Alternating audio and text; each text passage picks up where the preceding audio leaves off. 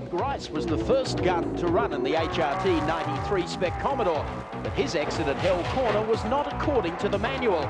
The excursion split the front air dam, but the honourable member for Broadwater still nailed down a respectable lap of 2:16.215. Peter Perfect followed in the mobile machine, and as you would expect, he was neat and tidy, though lacking a little grunt down Conrod Straight. 2:16.459 was not too shabby, unless, of course, your name was Brock. Very poor time. Tyres a bit cold. Need a few more laps, I think, to get them warm, but oh well, that's the way it goes. Much was expected from Klaus Nietzwitz in the Alan Moffat Synovus Vitamin Sierra, but he unfortunately made a couple of errors and they cost him dearly. 2 minutes 16.943 means he'll start from row 5 today. And keeping him company will be the exuberant Tony Longhurst in the B&H BMW. He was 5th fastest on Friday, but without the benefit of a draft, slipped back to 9th. Still a marvellous effort. Oh mate, I got a good tow from Larry yesterday, but listen, I'm wrapped. That's a good lap for me. Last year's front row man, Mark Gibbs, was deceptively fast in the GIO Nissan GTR. He cut a smooth lap of 2:16.168 and will start from the outside of the 3rd row. Holden Racing Team came to the mount with 2 new VP Commodores, and this man made sure he delivered the goods. Thomas Mazzera howled around the track in 2:16.028 to be 5th fastest on the Panorama pole queue. The real cheers on the day, though, were reserved for Glenn Seaton and the lone Falcon EB V8. His Peter Jackson Ford certainly looked the goods, and it delivered as well. The baby-faced assassin, the chaser of the Commodores, Glenn Seaton. He really is one of the great drivers in Australia. Still only a young bloke, 27 years of age. Seems like he's been driving forever. Had a few niggling problems with the car during the week. 1:11.40. Ah, scorching. Seaton is really flying. Coming down beneath the Bridgestone Bridge. Last corner comes up at the end of Subaru Straight for Glenn Seaton. They're already cheering here, the fans. They got the checker at the ready as Glenn Seaton punches it across the line to complete his first lap in the EB Falcon V8, the Peter Jackson entry here at Mount Panorama. Well, he was a second faster than Thomas Mazzera across the top. Look at that. He's gone under by a mile. 2:14.971. If these 93 spec cars got some potential, look at that. Yeah, I'm wrapped. The car was just absolutely fantastic. It's been a credit to the whole team. It's taken a long while, but we're there now. Defending pole champ Mark Scape was the popular pick to make it 2 from 2. His twin-turbo Winfield GTR charged up the mountain, but 1,500 kilos is a lot of weight to carry.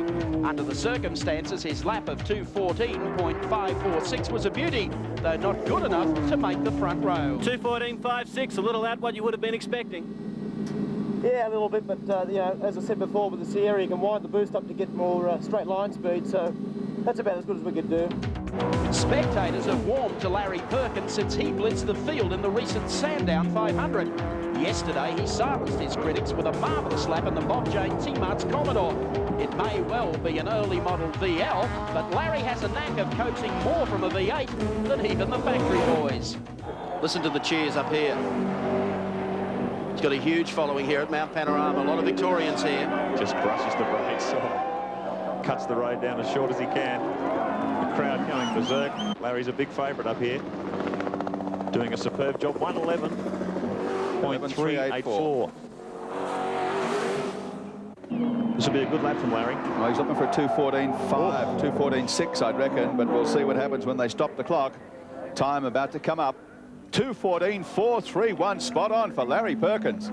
Yeah, it's as good as I could do. It felt very good. We got to keep it all together for tomorrow, but that's as good as I could do, and wait and see. Dick Johnson's last pole win at Bathurst was in 1989. The history books show he went on to win the Tooheys Classic that year. History might well repeat itself this weekend because he got the first leg of the double-up yesterday, and with consummate ease. Fellow who has won the great race twice. Swan song for the Sierras. Ooh, Johnson gets sideways under power. Enormous power these things generate when they get on the boost. Johnson riding it right on the limit. Shell team had a few engine problems early in the 1:10.91. Outstanding, the fastest time to the top of the mountain. This is a stunning time from Johnson. Are they getting some speed out of these things? Ross Stone came aboard the Shell team this year.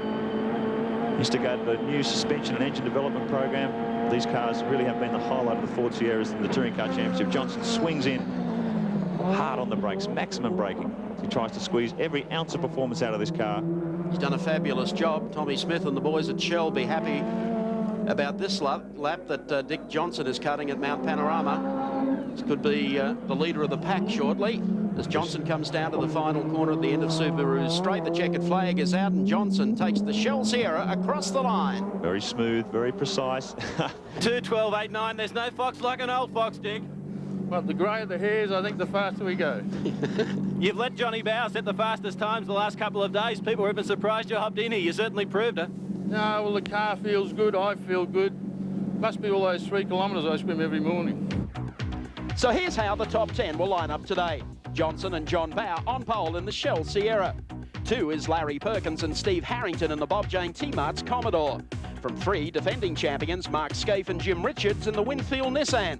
4 is the Peter Jackson Falcon to be shared by Glenn Seaton and Alan Jones. 5, the Holden Racing Team Commodore of Thomas Mazzera and Bradley Jones. Position 6, the second of the Nissans, the GIO GTR of Mark Gibbs and Rowan Onslow. From 7, the 1990 Great Race winners Alan Grice and Win Percy.